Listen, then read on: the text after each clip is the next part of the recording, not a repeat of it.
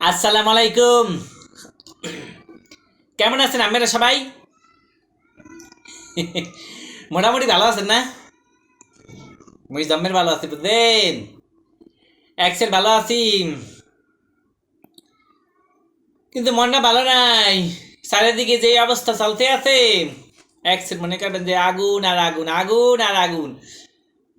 মনে করেন যে চারিদিকে এক্সের আগুন, বুঝলেন।